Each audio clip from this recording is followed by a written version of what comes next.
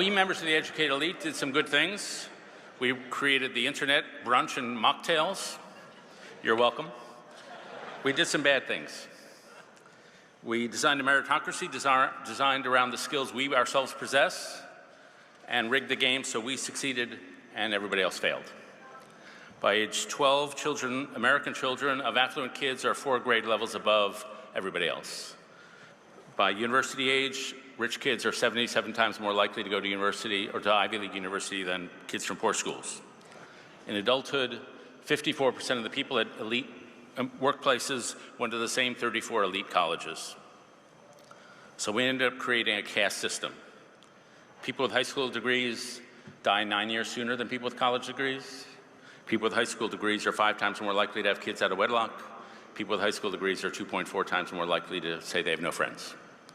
So we created a caste system, even though we pretend to be egalitarian. But the worst things we did were not material. America has a very strong economy. The worst things we did were spiritual. We privatized morality and destroyed the moral order. George Marsden is a great historian who said, what gave Martin Luther King's rhetoric its power was the sense there's a moral order built into the universe. That if slavery is not wrong, nothing is wrong. If segregation is not wrong, nothing is wrong. We took that essential moral order that holds people together, and we decided it's up to you to find your own truth, find your own values. Back in 1955, a great American journalist named Walter Lippmann understood this was going to be a big problem. He said, if what is right and wrong depends on what each individual feels, then we are outside the bounds of civilization. And so, without a strong moral order, it's hard to have trust. It's hard to find your meaning in life. And so America, and I think Britain too, has become a sadder society. Rise in mental health, rise in suicide. 45% of high school students say they are persistently hopeless and despondent. Since 2000, the number of Americans without close personal friends is up by 4-fold. Since 2000, the number of people who say they are in the lowest happiness category is up by 50%. We've just become sadder. The third thing the educated elite has done, and this may not please you, is we produced Donald Trump. Some people think Donald Trump is a populist. Donald Trump and Elon Musk went to the University of Pennsylvania and Ivy League school and became billionaires. J.D. Vance went to Yale. Pete Hegseth went to Princeton and Yale. Stephen Miller went to Duke. Fox News types like Laura Ingraham went to Dartmouth. And they represent the educated elite. And the key factor of the educated elite is that they're not pro-conservative, they're anti-left. They don't have a positive vision, a conservative vision for society. They just want to destroy the institutions that the left now dominates. And this means, in the first place, they're astoundingly incompetent.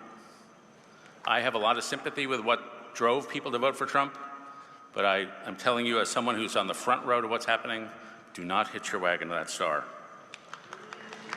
Thank you. You're supposed to boo. Pete Hegseth gave away our bargaining chips with Putin before we even had negotiations. Elon Musk has 25-year-olds firing people who are controlling our nuclear codes. It's like Sam Bankman-Fried got control of our nuclear arsenal.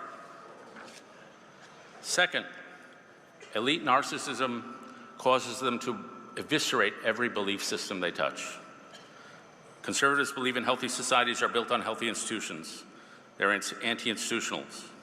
Conservatives believe in steady and gradual change, Edmund Burke. They're disruption. Conservatives believe in constitutional government. Donald Trump says, I alone can fix this. Conservatives believe in moral norms. They're destroying moral norms. The other belief system that they are destroying is Judeo-Christian faith. Judeo-Christian faith is based on service to the poor, service to the immigrant, service to the stranger. I went to Namibia, South Africa throughout the 1990s and 2000s, and I watched people die of AIDS. Then I went back with my friend Mike Gerson, and I saw those 25 million lives saved. I saw people living lives of dignity. And so what's the first thing Donald Trump did? He eviscerated that program. My friends in America are conservative evangelicals in government who want to fight sex trafficking, poverty. They want to preserve national security. Donald Trump is declaring war on those Christians. So I've described three different things we educated elites brought you. We destroyed the social fabric through inequality. We destroyed the moral fabric through privatizing morality. And we destroyed the institutional fabric, what's happening right now. How can we come back? Well, we already are. I often ask people, tell me about a time that made you who you are as a human being. And they never say, I went on a fantastic vacation in Hawaii. They never say that. They say, I went through a really hard time.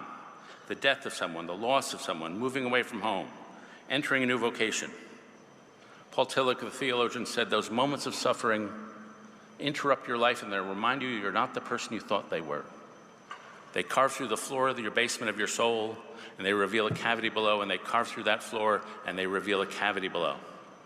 In moments of suffering, you see yourself in a more deep way than you ever did before.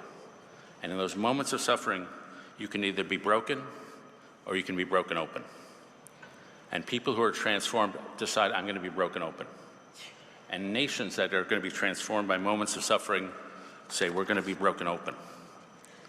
We've been through periods of national crisis before.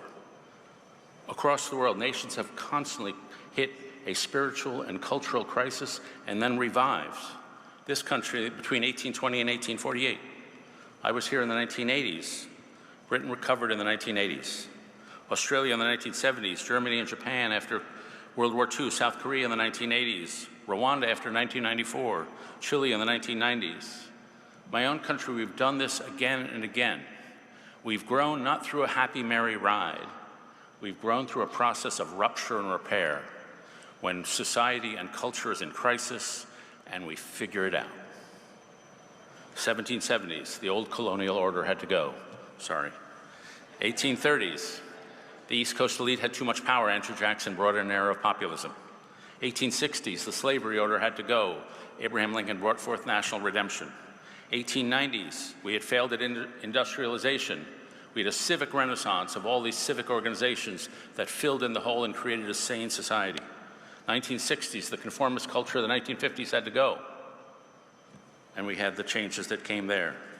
The temptation of those who don't read history is to think this time is different. We're in another period of rupture and repair. We have spiritual resources. I'm a conservative. I believe that we are inheritors of a great spiritual legacy, what Michael Oakeshott called the Great Conversation. We have the voice of Genesis, that we're all made in God's image. That's the foundation of democracy. We have the voice of Exodus, that we wander through the wilderness and eventually get to the promised land. We have the voice of Jesus, even if you're not Christian. Blessed are the meek, blessed are the poor in spirit. That's a source of great strength. In my country, we have the voice of Alexander Hamilton. Poor boys and girls should rise and succeed. We have the voice of Edmund Burke, that we should be modest about what we can know because culture is really complicated and we should operate on society the way we would operate on our Father, gradually and carefully. We have the voice of John Stuart Mill.